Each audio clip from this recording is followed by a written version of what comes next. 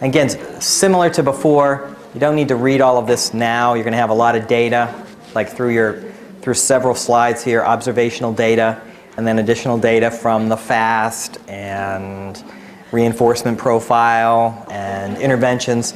So some similar observation data collection techniques. Some things similar, some things are a little bit different, and I'll be asking you to try to find out what maybe some of the differences are between the collection of data with this one versus the collection of data with the previous case. This is deaf hard of hearing case study. So the previous student was deaf, had multiple disabilities. This student has deafness as primary disability educationally, but there are some other issues there going on with learning and behavior, and I'll let you guys try to figure out what seems to be those primary or additional problematic areas that are impacting her. So go through. On this one, it's a little bit different. You're not going to be looking at all the data from the functional behavior assessment techniques and then developing the plan. On this one, I don't want you to stop when you finish all of the observational data. Keep going and read through the actual plan itself, okay? So this one would be more of a critique. You're going to look at what may be a little incorrect in the plan based on the functional assessment data, and then B, what may be insufficient, like you need more information in the plan, that there was more information that you could grab from the functional assessment data. So look at what may be incorrect, what may be what you may need more of, and there was a third area, and if I can't think of it, I'll tell you later. Okay, but go ahead and just keep going. Not only looking at all the FBA data, but then looking at the plan and try to add some specific things from your assessment of the data to improve upon the plan. Okay? All right? So let's do the same thing as before. We'll just break up, and then I'll kind of just walk around. Okay? Okay, let's discuss this case. Go through the behavioral plan. I'm going to try something a little different. Whenever somebody volunteers of like what's like problem behavior, function of it, what recommendations for strategies, I'm going to try to walk around and like give you the mic too, so that we can capture it on our overall videotape. Okay. A lot of observational data here. The direct observational data, and then the indirect observational data. Did it match or not really match?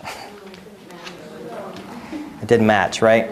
And I've gone into more detail with some of the groups, not all of you, but here's a difficult situation whenever you're doing like an FBA and a behavior plan regarding the timing of it, okay? So here's a girl who, I didn't give you all the information, but I mean, she's 9 years old.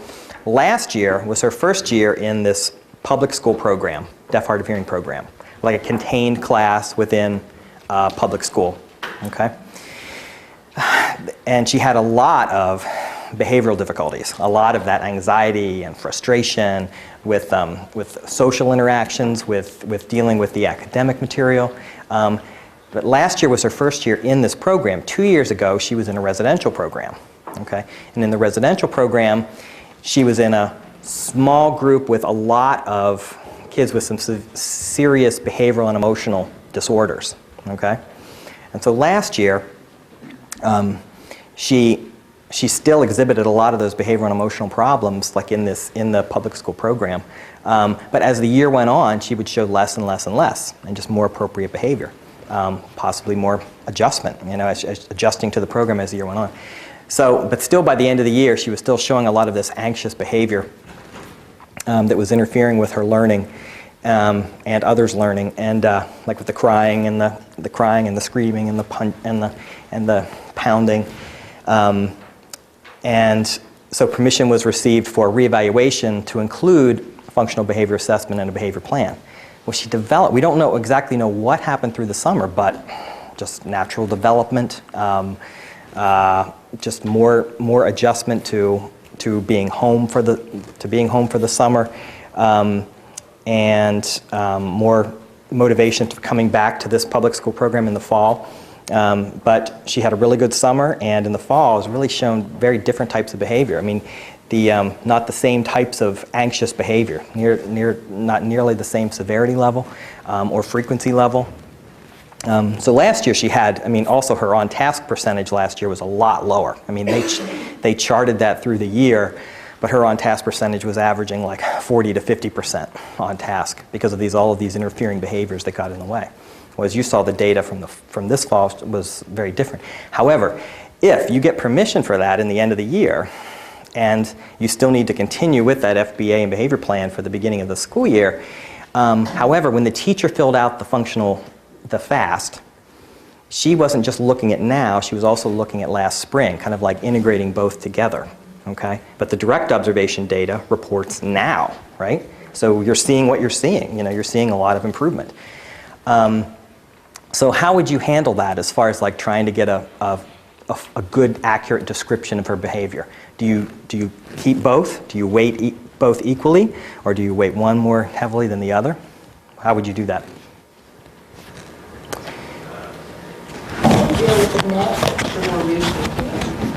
Okay. So the now behavior, because it's the more, and that's what you really have to deal with, right? Just look at more the now behavior. We had some recommendations as I was walking around, like even after the teacher filled out the FAST, if you look at your direct observation and it doesn't match and it's very discrepant from the FAST, then maybe even asking the teacher to fill out an alternate measure, another FAST or an MAS, but this time having her just look at right now, how things are right now. Because you want to develop an accurate behavior plan based on what's happening now, okay? So this, from the observational data, I want to ask you this. Now, was there some frequency and rate data in there throughout all the different observations, or was it less of that, more percentage, like on-task percentage? Okay, more, yeah. Right, more of that. It was different types of observation because obviously she had less severe behaviors. You could really the goals that they worked on last year was on task, was paying attention, and so that data was more looking back at our observation techniques. A good example of that percentage data using interval recording, right? Doing a lot of that momentary time sampling. That's how this was collected. But really good. I mean, what was the range of her on-task behavior? Pretty much across, 75 up to 90, really high, right? So not really, when you think about IEP goals, that's kind of, if you've got behavioral goals, that's kind of what you want to shoot for, at least like up into the 70s or 80s, or above 80s. Okay, and then there is, if you look closely, there is some frequency and rate data, but it's not nearly at like that frequency level as like the prior case. Like if there's like 15-minute chunks that are set up like for these different observation paragraphs, and you would see there's some data on correct responses, incorrect responses, number of times like fingers in mouth, or humming, that kind of thing. Some more infrequent type of problem behaviors, and then also some of those learning behaviors, okay, like correct versus incorrect responses, which in her case, I think can be valuable because even though she's not showing the problem behaviors, she still does show some difficulties with some of the learning challenges, right? Like the language processing and getting correct responses. If you did like a correct response rate across these, you wouldn't see a real high one. You may see like a 50% correct response rate through the material. But the important thing is she's not becoming really frustrated, right? And she's not becoming really anxious about it or needing breaks from it, right? She's sticking with it. So that's the really important thing about the behavioral improvement. Could you see, I'm kind of jumping ahead, but that's okay, for future charting of behavior, okay, would you recommend a similar type of behavioral charting, like just keeping it on task, percentage, getting percentage data and then doing like a scatter plot, something like that? How would you collect that data over time to make sure that she's continuing to maintain those high levels? Or would you have a different thing that you may want to do? Like to kind of make sure that she's showing good attentive behavior with reduced anxious, frustrated behavior? Any ideas? Well, I don't know. When I was reading through some of the behaviors that were noted, it seems to me that some of them I wouldn't have noted if I was doing the observation. You know, like kids move. I have to look up an example, but I would maybe be more focused on a couple things that she was doing that you might be, because like we were all saying I really didn't think she's doing good, she didn't really need anything, but you know, if you were going to focus on her behavior, some of the stuff they noted I thought was silly to note. Yeah, Like, it's just anything that's... like the kids grab, I don't know, like little things that I can't do, like pencil and mouth, stuff like that, but putting her hands in the mouth, if it keeps happening, you said she was 9, that is something you might want to decrease, because it usually is becoming unacceptable, but not that it's ever acceptable, but, and I was talking, I think I mentioned about the sensory thing, trying to get, you know, a sensory tool, like a pen that has, that if you get that has the sensory top on it or something like that, that might decrease the humming as well as the need to put your hand in your mouth, the pencils in the mouth, that kind of thing, and it's a more appropriate replacement. So I would be more interested in seeing the number of times she's seeking an oral, whatever it is, whether it's putting a pencil in the mouth, putting a hand in the mouth, because all those other little things, as a kid, I mean, you move around, you know, like you can't be focusing on every little thing that doesn't, because it sounds like she was still very on task. Right. Right. Just to get her a little bit more appropriate, I think. Yeah, the little thing. If you're going to figure that. Because even the humming, I mean, who hears her except the teacher? Right. Or just doing this. You know, is the finger in the mouth something as simple as this? Or is there this? No, it's just more, like that, And is that really a problem? You know, unless she's biting her fingers. Yeah, I think the way the observational data is set up, you just record everything. So anytime there's an off-task instance, you got to document in clear behavioral terms what happened. So that's all that is. But you're right. It's like some are much more significant than others. You know, so these small, you have to note everything. If it's an off-task instance, and if it's motor, passive, or linguistic, you got to say what happened behaviorally. But you only pay attention to the ones that are going to pop up again and again and again. You know, that are more frequent, and the ones that are interfering with behavior or with the learning. And with her, a lot of it didn't even interfere. You're right. So would you guys be in agreement with just maybe continuing on with like a percentage rate over time, like scatter plot? You know, just to be able to show that she's maintaining that in low problem behavior with high attention behavior. Okay. Let me look here.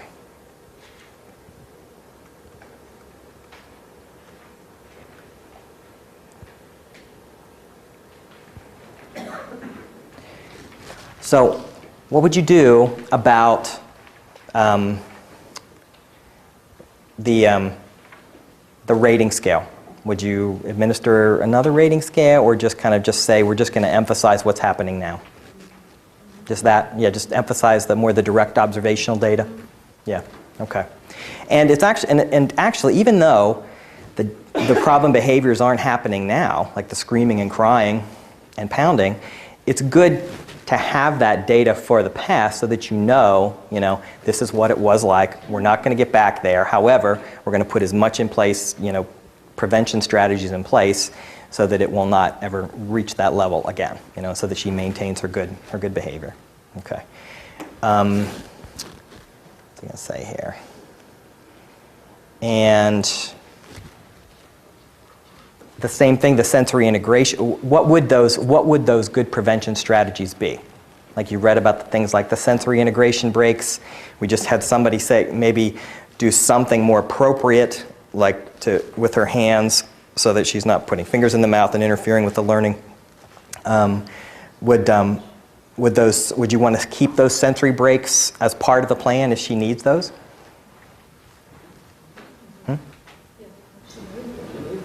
Yeah. And I think we feel more confident that she's going to say, like, whenever she does, whenever she needs them, because it seems like she's reaching out for help when she really needs help. She's not becoming frustrated. She's reaching out for teacher help, but she's not overly relying on that. You know, whereas in the past, she wouldn't want to face any frustration herself. So as soon as she felt it, she would grab the teacher and, you know, help me, because I can't do this, and become very frustrated very fast. But now she's trying, and if she asks the teacher may say, just keep going yourself for a little while, and then provide help whenever the teacher thinks that she does need it. So we can keep those sensory breaks. The one part in here I talked about with a couple of the groups, that BHRS, that's like behavioral health rehabilitative services. It's like wraparound services. If you've heard that term, it's like community mental health services coming into the school, usually funded through like medical assistance if the kid needs it, you know, has that severity level of need. And so the groups were asking me, like, she needed that? Well, she did in the past, and she qualified for like a full-time therapeutic aide to come in. But obviously now, I mean, she's probably not going to qualify for that level of support and doesn't need that support. But we can still offer like sensory breaks and one-to-one time with staff if she is being very, if she's getting anxious.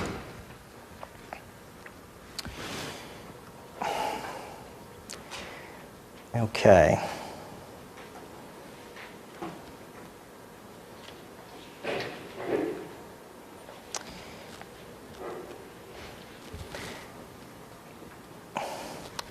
So any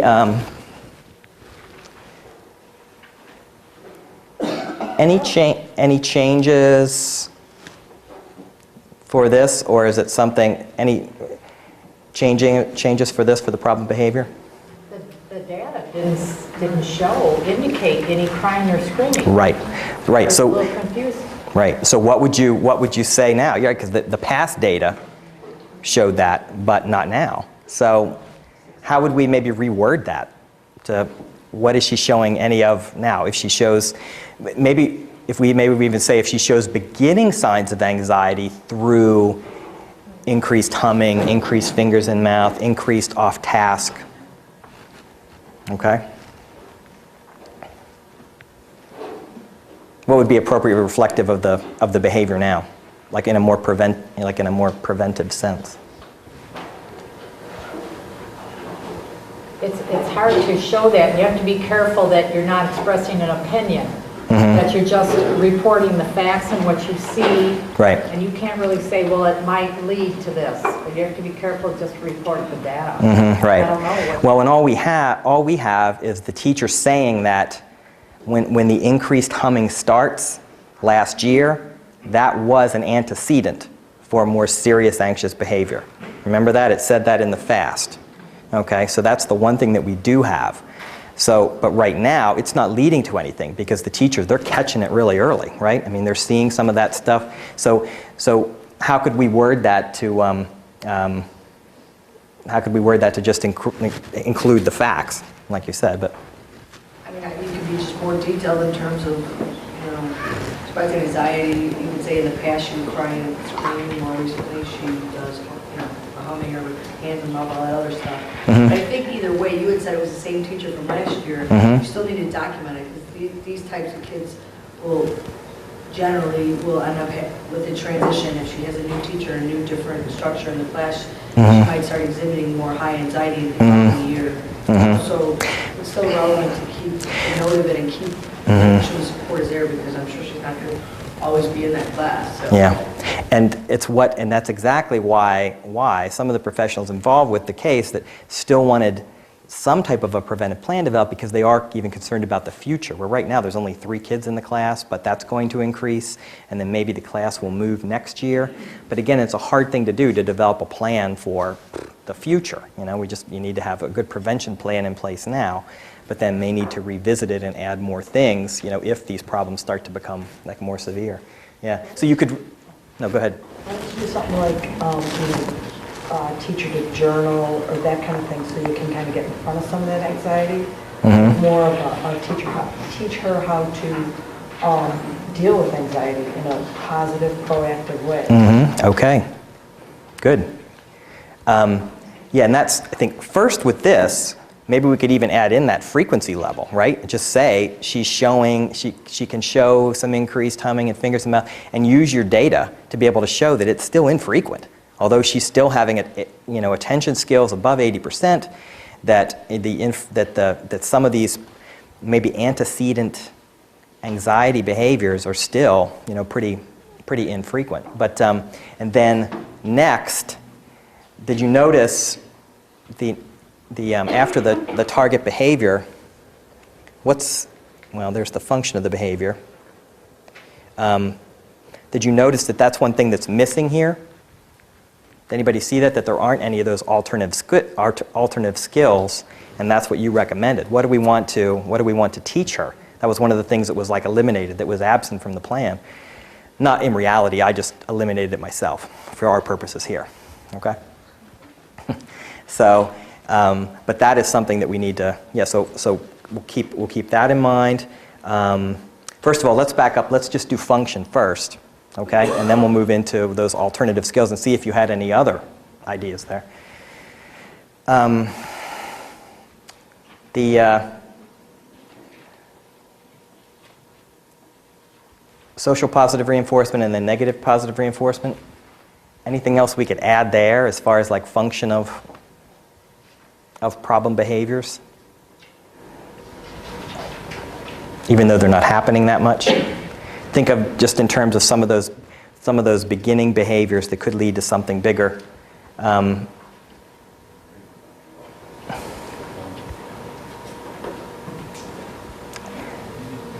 Does it still look like maybe attention and then also escape?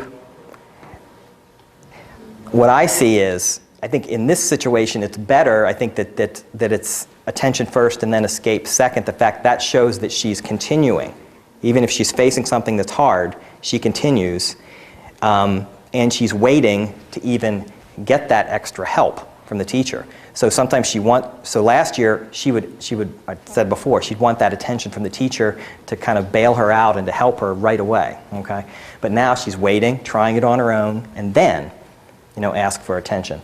So I think what we could turn it around here, and like if she's, working on her own and then she does need some help, teacher comes over, what can the teacher do like to meet that attention need in a positive way?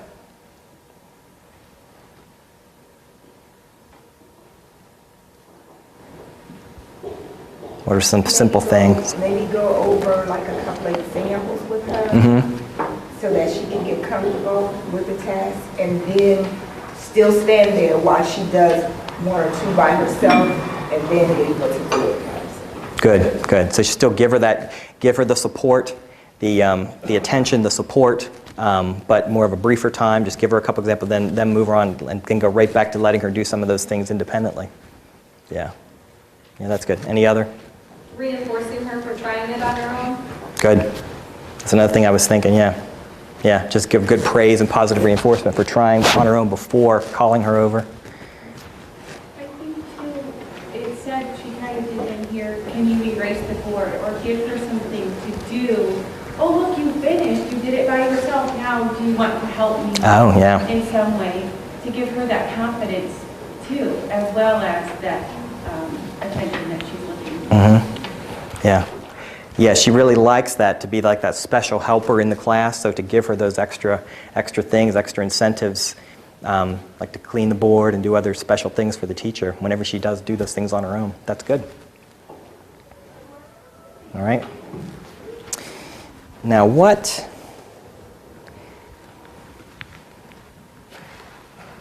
before the prevention, other alternative skills that you want her to. You talked about either some journal. Calm herself down. Teaching her relaxation exercises to calm herself down before she becomes anxious. Okay, good. So relaxation strategies to help calm herself down so that she's not going to need to take that separate sensory break or become anxious. Yeah. Anything else? Other alternative strategies you want her to learn so that those humming and fingers in mouth don't become something bigger like last year? I said breaking down the tasks because she said it's happening during reading and writing most often. You know, that's when she's getting most anxious. So break down the task, maybe she knows, or someone else brought up a timer, so she doesn't get that anxiety, and she knows what we have to get through by reading it. Mm-hmm. That's good. Chunking, yeah, chunking it so that the tasks don't look so difficult for her. Yeah. Good. Yeah. I think in one thing it said she noted that she already self-directed with her fingers in her mouth and put them in her lap. Maybe just remind us ahead of time. Remember, if you feel like doing this, we put our hands in our lap. You know, I almost wonder if some of these have become habitual because she's able to attend now through the humming. Maybe some kind of a system where if you don't hum during writing, you could put on the iPod during free reading.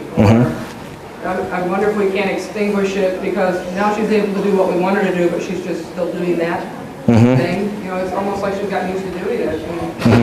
Yeah, and it doesn't seem to be bothering her attending skill.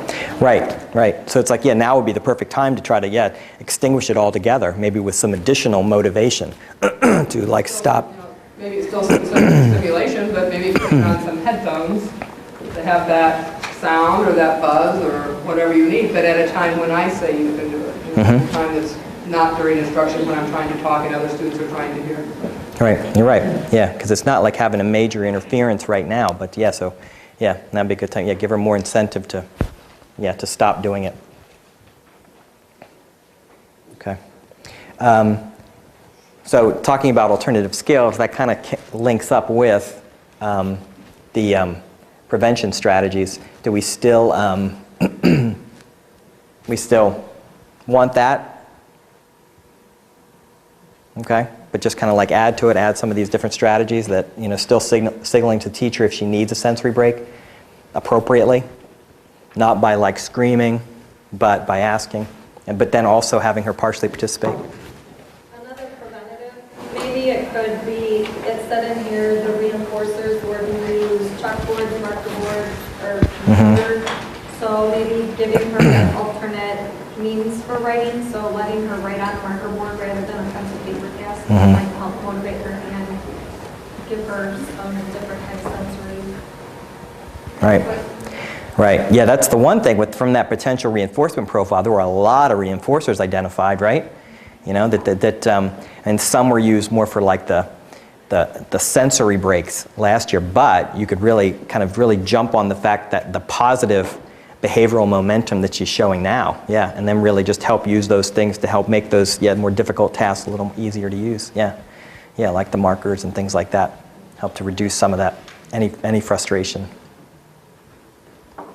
Anything else you want to add here for prevention strategy? Yeah. This would be more like if she was still crying and screaming, that it might be, and this was the same in the other example too, that kind of bothered me, but that she's signaling the teacher, but now she has to wait, where screaming and crying gives an immediate response. So if you're teaching a new skill that doesn't provide an immediate response, the same as the kicking and screaming did, then it's not going to be successful. So that she signals and immediately gets the break. Now she's doing much better, so I think the participating a little bit first would be effective, but just like, if you're teaching a new skill, you want to give them the immediate, like, let them know the new skill works. Like, if you ask, you'll get it. And it's like you ask them, oh, no, you gotta wait. Well, I'm going to scream then because Right. Yeah. You want a reward for asking appropriately. Right. Yeah. Now, with her, I know that's what, this one thing was in there, she did tend to impulsively ask for things more and more frequently, like but that was last year, where she'd think, I can't do it, I need a break, and then she would ask for that more frequently. So it didn't matter even if she was asking for it appropriately, she would ask for it all the time and never get anything accomplished. So to try to get... Initially that might happen, but then you'd be like, oh, you're doing such a good job asking now. Once she's learned how to ask, then you increase the expectation. Right. After she learns the skill. Right. That's good. Any other prevention strategies?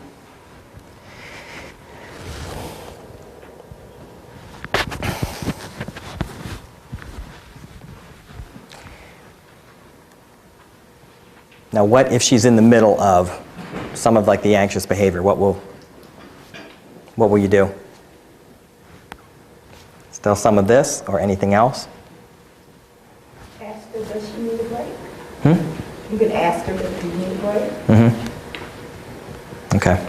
Yeah, and then she gives an appropriate response, and then, yeah. And then you give her the break. Anything else, if she's like visibly anxious and you see some things, yeah, starting to happen? Anything else that you would do? Or that you'd recommend?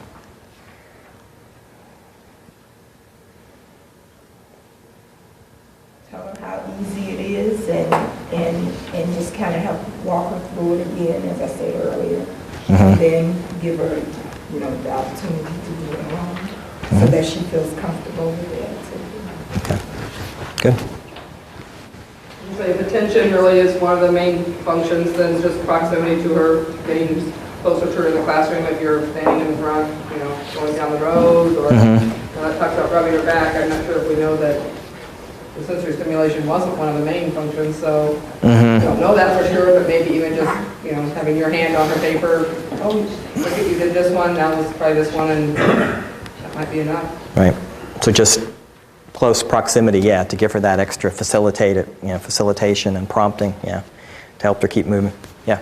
Maybe also kind of bringing up a past when she did something wrong, when something came up, something that she was able to do, and she did use those tasks or whatever, kind of talk about that in the time that she had done those alternate behaviors or whatever, to kind of help her think about those when they happen. That's good. Other hands back there?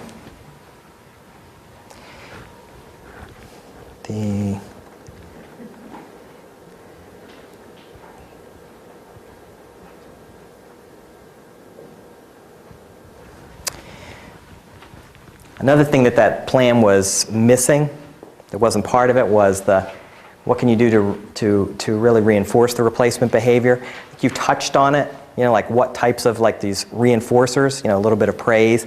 Any other types of things that was something that was missing on purpose from that one plan. But what else would you do to keep reinforcing that correct replacement behavior? Anything else that we didn't talk about before?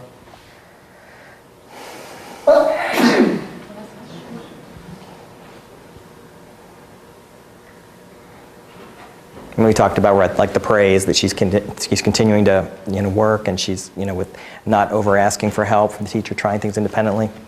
Yeah.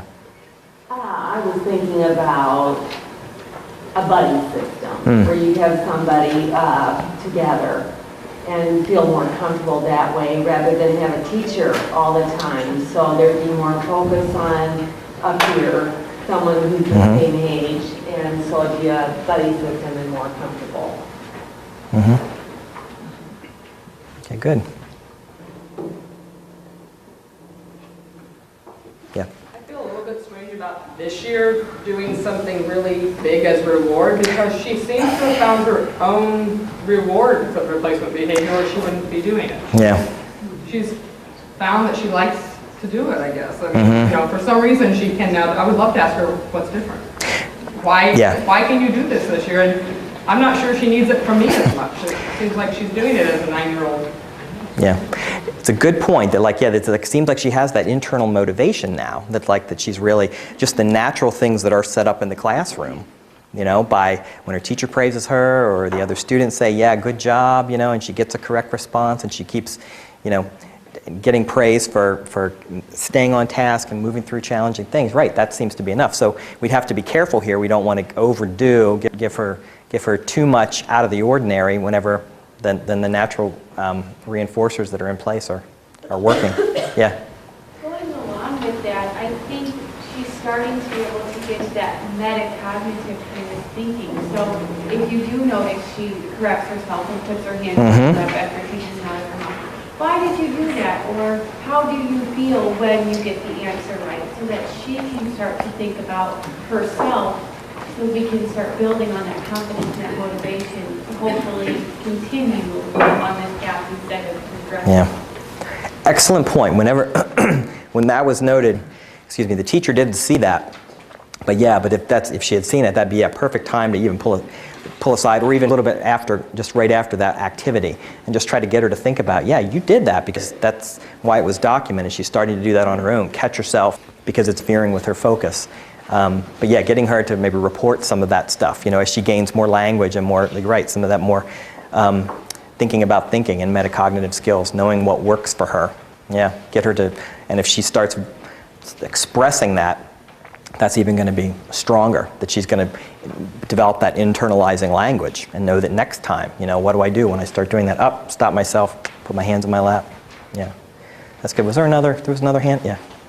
And also maybe because she feels like she's in a safe environment, she knows I'm going to have the same teacher again. Mm-hmm. Right. Yeah. I think that definitely had something to do with with her adjusting to the classroom, improving slowly last year, and then just continuing with that really, with good adjustment this year, knowing same room, same teacher. Yeah. I think, let's see. Oops. Uh-oh.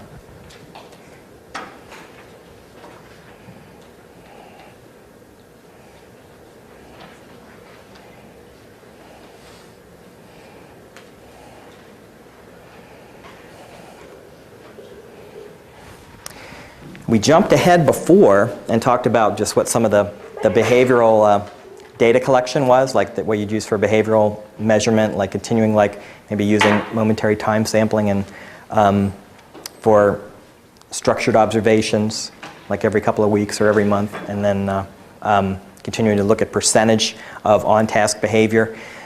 Is that, so we've already looked at that a little bit before, so we don't need to go into that in depth. As far as the last thing here that we don't have listed is that behavioral system, right? How are we going to measure it? How are we going to continue to collect the data to show that she continues to show improvement? So again, I'll ask you, do you think that still that on task, will it capture the sensitive information that we want? Even though it's not really attending, now it's fine-tuned where she becomes frustrated and anxious, what that looks like is inattentive behavior whenever she does become frustrated. So we can still kind of use, do you think that's still good, that we can still use that on task every 15 seconds or something like that as the behavior we want to see? Will that capture the anxious? Yeah. There may not be anything better, I'm not convinced there's anything really better than just looking at whether she's doing what she's supposed to be doing. And if she's doing the absence of what would the absence of frustrated, anxious behavior look like? It would be paying attention, right? Okay. So yeah, do you have any other ideas on that, about how to reframe that, what that alternative, attentive, relaxed behavior would look like? Let me know if it'd be different than just overall attentive behavior, but I'm thinking that was, that's still what it would look like. Any other comments on that? What behavior we'd be looking at and measuring? No? Good job, you did it. Yay, thank you.